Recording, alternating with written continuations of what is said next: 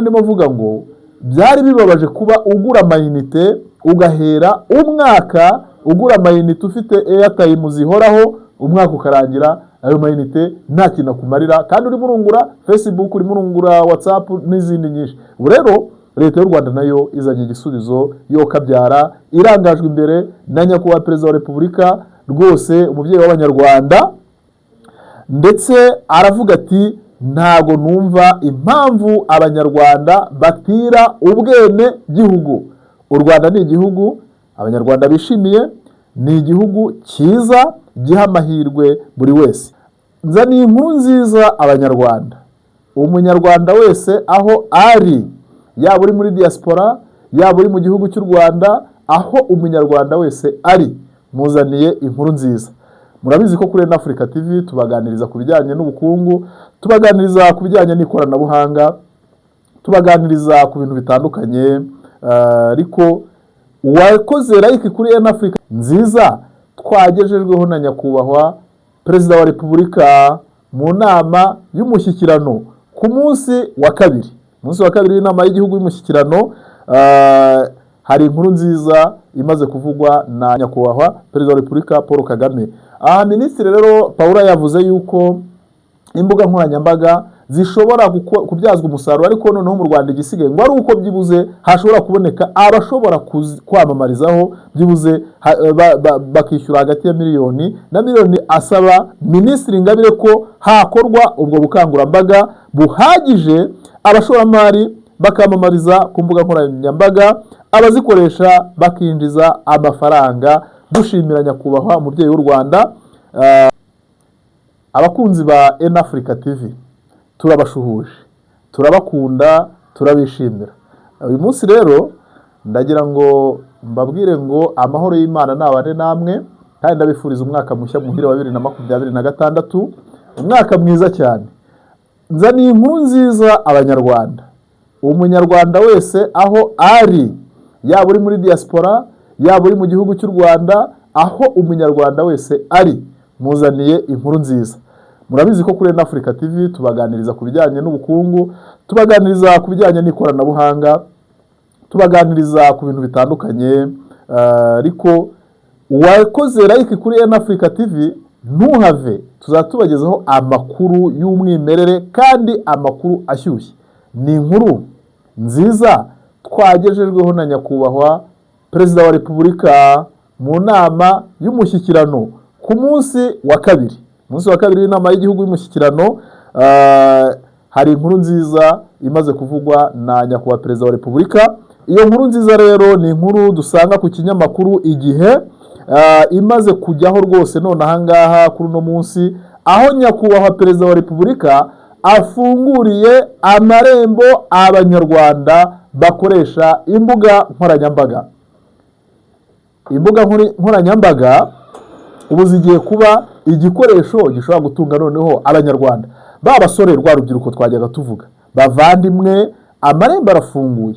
Tujya tubabwira ngo hari amahirwe y'ibintu byinshi, ariko noneho nk'uko dufite umubyeyi w'igihugu ukunda abanyarwanda, uhora ashakira neza abanyarwanda, mureke twe kumutenguha.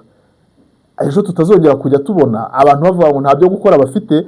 Igihugu cy'u Rwanda kirimo kiragerageza kugenda kiyubaka muri yo bw'ikoranabuhanga, kiragenda kizanira amahirwe abantu benshi. Rero iyo urebye usanga urubyiruko rwinshi rukoresha imbuga nkoranyambaga, harimo TikTok, harimo Twitter, harimo Facebook, harimo YouTube n'ibindi byinshi cyane. Hambere nayo ndimo mvuga ngo byari bibabaje kuba ugura amayinite ugahera umwaka ugura amayinite ufite airtime zihoraho, umwaka ukarangira ayo mayinite nta kintu akumarira, kandi urimo urungura Facebook, urimo urungura WhatsApp n'izindi nyinshi. Ubu rero leta y'u Rwanda nayo izanye igisubizo yo kabyara, irangajwe imbere na nyakubahwa perezida wa repubulika, rwose umubyeyi w'abanyarwanda, ndetse aravuga ati ntago numva impamvu abanyarwanda batira ubwene gihugu. U Rwanda ni igihugu abanyarwanda bishimiye, ni igihugu cyiza giha amahirwe buri wese. Ku rubyiruko rero n'abatari urubyiruko bafite imbuga nkoranyambaga, inkuru yo ku Gihe iravuga ngo umushyikirano uri kuba ku nshuro ya 20 wakomeje. Umunsi wa mbere waranzwe n'ijambo rya Perezida wa Repubulika ryagarutse ku mikorere ikwiriye kuranga abayobozi kugira ngo barusheho guha abaturage serivisi ziboneye. Yanagarutse ku mubano w'u Rwanda n'ibindi bihugu. Bavandimwe, uyu mushyikirano urimo kuba n'umushyikirano watangiye ejo ukomeza n'uyu munsi, aho abayobozi benshi bagiye bawitabira. Ariko noneho uyu munsi ku munsi wa kabiri w'uyu mushyikirano noneho ndagira ngo mbabwire ngo ho haje inkuru nziza twese twari dutegereje, inkuru nziza buri muntu wese yumvaga asaba yuko ivugwaho. Twarabyumvishe mu minsi ishize umuvugizi wa guverinoma wungirije Bwana Maurice abivugaho. Turagira ngo bizafata igihe, ariko kubera ko dufite ubuyobozi bwiza, igihugu cy'u Rwanda gifite ubuyobozi bwiza kandi bukunda abaturage, ni kubera iki abandi banyarwanda, abandi bo mu bindi bihugu bashobora kugira ayo mahirwe?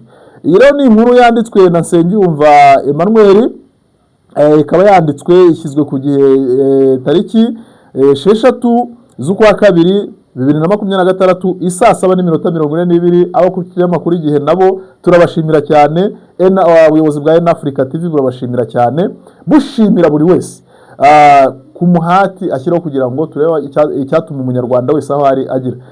Ngo Perezida Kagame yasabye ko ibidindiza monetization y'imbuga nkoranyambaga mu Rwanda bikemuka byihuse.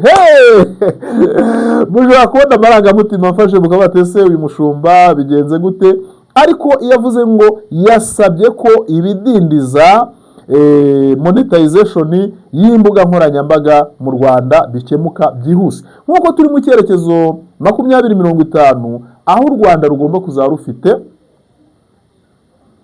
abanyarwanda bakirigita ifaranga n'imbuga nkoranyambaga. Rero ubu ngubu ni ukuvuga ngo igihe ni iki ngiki cyo kugira ngo zibyazwe umusaruro.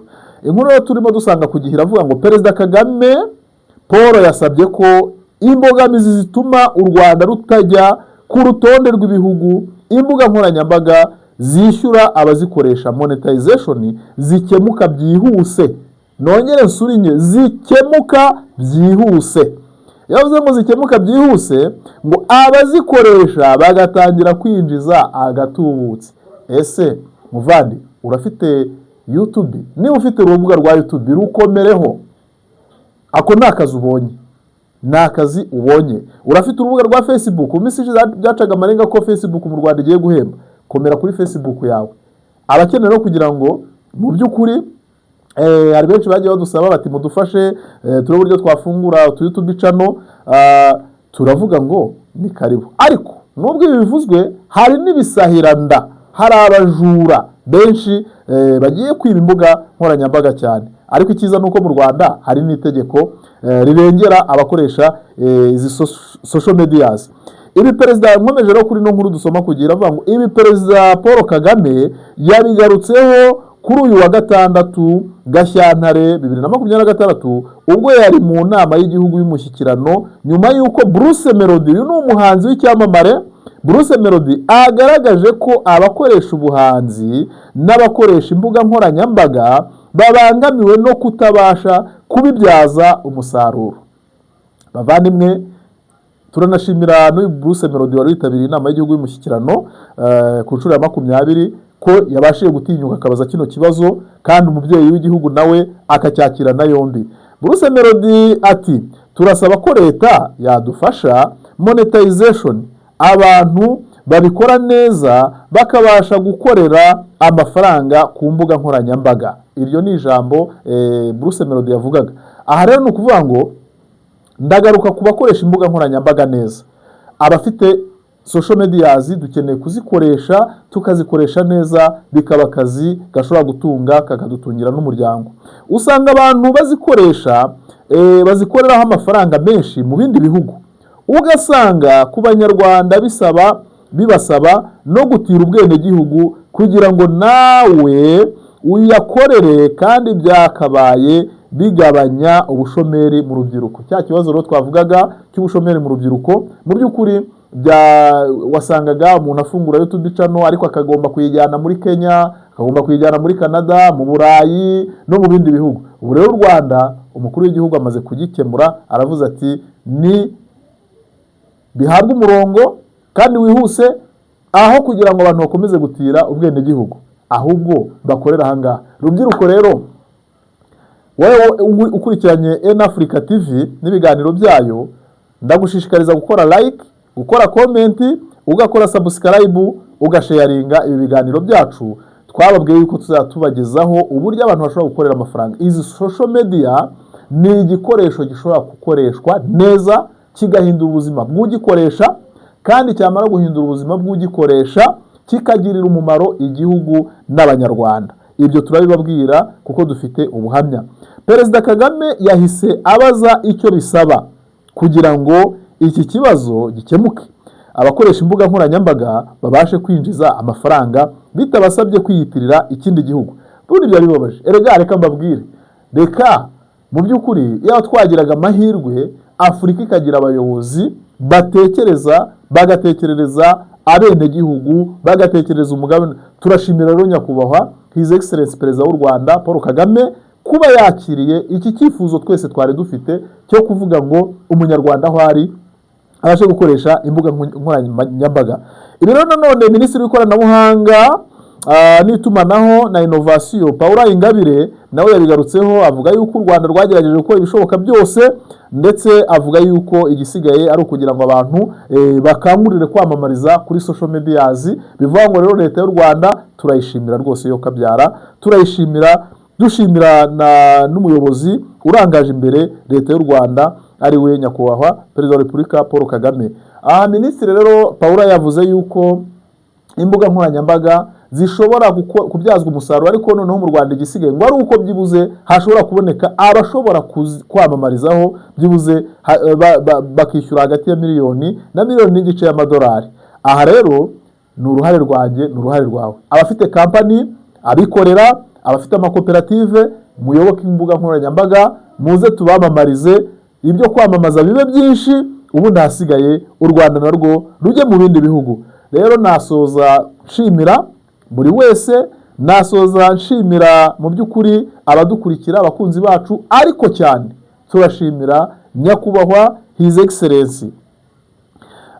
Noneho rero hano ndagira ngo nsoreze kuri iyi komanteri, aho minisitiri yavuze ati ni ukubifata twese nk'umukoro, ibigo byose bikumva ko imbuga nkoranyambaga nazo ari ahantu hakwamamariza kandi bikagirira akamaro abazikoresha. Dukeneye gukora ubukangurambaga bwimbitse. Perezida Kagame yahise asaba Minisitiri Ingabire ko hakorwa ubwo bukangurambaga buhagije, abashoramari bakamamariza ku mbuga nkoranyambaga, abazikoresha bakinjiza amafaranga. Dushimira nyakubahwa umubyeyi w'u Rwanda Perezida wa Repubulika Paul Kagame, mu by'ukuri rwose uhora areberera abanyarwanda, uhora ashakisha icyatuma umunyarwanda aho ari atera imbere. Muri cya cyerekezo rero 2050, aho u Rwanda ruzaba ruri mu bihugu byamaze gutera imbere, umunyarwanda n'aba arimo gukirigita ifaranga, umunyarwanda n'aba arimo akora ku ifaranga nk'uko leta y'u Rwanda ibimwifuriza, wa muhigo tuzawesa. Reka tuvuge ngo twebwe abayobozi, abayobozi b'amadini nkatwe, baba abayobozi ba leta, baba bikorera, ndetse n'abandi benshi cyane, mu by'ukuri twunge ubumwe, dushyigikire umuyobozi wacu nyakubahwa Perezida wa Repubulika. Ndongera kubisubiraho kuko biranejeje kubona umubyeyi w'igihugu ashyigikira ikintu nk'iki ngiki, akacyumva. Nuko ahora afite passion yo kumva umunyarwanda agira ubuzima bwiza. Rubyiruko rero, reka ngaruke ku rubyiruko. Urubyiruko ndabasaba kugira ngo ntimuhubuke cyangwa ngo mwumve yuko mugiye kwijandika mu mikoreshereze y'imbuga nkoranyambaga nta bumenyi mufite. Mubanze mwige, nimumara kwiga musobanukirwe ibi bintu, ubigemo uzi impamvu ubigiyemo. Nujya gufungura YouTube channel, umenye ngo YouTube channel isaba iki kugira ngo umuntu abe umupatina na YouTube channel. Turahari kugira ngo tubagire inama. Nufungura Facebook, umenye ngo bisaba iki. Ntabwo gufungura bihita bikuhesha amahirwe yo kuba waba monetize. Hari izindi etape binyuraho. Tugasaba rero abasore n'inkumi bajyaga birirwa bavuga bati ibyo gukora ntabyo, rwose amarembo arimo arafunguka, kandi turifuza ko aya mahirwe igihugu kiba kigenda gitanga abantu bagomba kuyabyaza umusaruro. U Rwanda rufite abasore bashijutse, rufite abasore n'inkumi bize, u Rwanda turashimira aho rugeze, aho umunyarwanda ageze. Ayo mashimwe rero dufite ni ugushimira ubuyobozi bwiza. Buriya ubuyobozi bwiza aho buri, reka mbabwire, mujye mureka ibyiza tubishime. Ibi ngibi twebwe turabivuga uko tuzi ikibazo urubyiruko rwari rufite, sitaragwa abantu bakoresha kugira ngo babashe gushakisha ibyabahesha amafaranga. Ariko niba n'izi social media nazo zigiye kujya mu mubare w'ibishobora gutuma abantu babona amafaranga, that is well and good. Ikindi mwarabonye ejo bundi uriya muhanzi w'umunyamerika Ice Speed aza hano mu Rwanda, uburyo yaje rwose ukabona arishimye, agahura na Bakagarara n'abandi benshi cyane. Ice Speed yarajyanye no gusura ingagi, asura ibice bitandukanye mu gihugu cy'u Rwanda. Uriya urwego ariho icyatumye aba uwo ari we. Ice Speed uwo ari we ni social media. Bivuga ngo rero n'abanyarwanda hano mu Rwanda, umubyeyi w'igihugu nyakubahwa His Excellency Paul Kagame afunguye inzira. Ntagira ngo rero nsabe abantu bose babasha kunyumva cyane, urubyiruko mutekereze uburyo mutazahemukira umubyeyi w'igihugu. Noneho ngaruke kuri babandi biba social media z'abantu, babandi biba amacano y'abantu, abo ngabo uwo muco mubi bawureke, umuco mubi wawureke. Buri wese akore, ashyiremo imbaraga, ashyiremo commitment kugira ngo ibintu bibashe kubyara umusaruro kandi bigutungire ejo hazaza. Ibi bintu birakora abavandimwe. Inshuti za Africa TV rero twumvaga iyi nkuru twari tumaze kubona tutayihererana, kandi ni inkuru nziza igenewe abanyarwanda bose. Ni inkuru nziza buri munyarwanda wese aho ari cyane urubyiruko yakwishimira. Turishimira rero yuko twasaba buri muntu wese kugira ngo abashe kubyaza aya mahirwe umusaruro. Iki ni ikindi gishoro. Mugira amahirwe twebwe nk'ababyeyi bakuru turahangaha kugira ngo dukoreshe ubu buryo, ariko twigisha abari inyuma, twigisha urubyiruko kugira ngo babashe gukoresha amahirwe aho ari hose babashe kuyabona. So rero turagira ngo dushimire buri wese, abakunzi ba Africa TV. Wowe utarakora subscribe, ngwino ukore subscribe kugira ngo ujye ubasha kugira amahirwe yo kubona ibi biganiro. Wowe ukurikirana, komeza urebe ibiganiro twagiye tukugezaho. Ikindi, mega mwaguraga nimuyagure muyabyaza umusaruro. Nge rero ndagira ngo shimire buri wese wari wadukurikiye, buri wese twabanye, abadukurikira. Ufite ikibazo agenda ajye muri comment section abaze, ufite icyifuzo yaduha. Niba ukeneye kugira ngo ufungure YouTube channel watubwira. Facebook page, hari Facebook account na Facebook page. Uyu munsi wa none Facebook page nizo zirimo zihembana none. Nayo nandi makuru tugira ngo tubahe. Niba ushaka kugira ngo Twitter yawe iguhembe, Twitter ziramonetizwa, Instagram ziramonetizwa, TikTok nuko. Ubu nukuvuga ngo icyo umubyeyi w'igihugu yavuze ati igishoboka cyose gikorwe. Namwe rero natwe twese turi hamwe dushyigikire umubyeyi w'igihugu cyacu, dukomeze dutere imbere kandi twubaka u Rwanda, twubaka Afurika yacu, twubaka igihugu gifite ubudahangarwa, gifite gutinywa n'andi mahanga yose, ndetse twubaka igihugu gishobora kuba role model muri Afurika, nkuko duhora tubigaruka ko turi kuntuza kuri Pan-Africanism. Igihugu giha amahirwe buri muntu wese. Abavandimwe bacu rero abari hakurya y'umugabane wa Afurika, abari hakurya y'imbibi z'igihugu cy'u Rwanda, namwe mwese turabashimira. Kuri Africa TV ibintu bihora ari uburyohe, tuhora tubyishimira. Karakagaruka. Ciao, bye bye. Imana ishimwe, Imana irengera abanyarwanda, Imana ikomeze kurinda umukuru w'igihugu cy'u Rwanda, Imana ikomeze gufungura n'andi mahirwe ku bantu bose bifuza gukora. Ciao, may God bless you.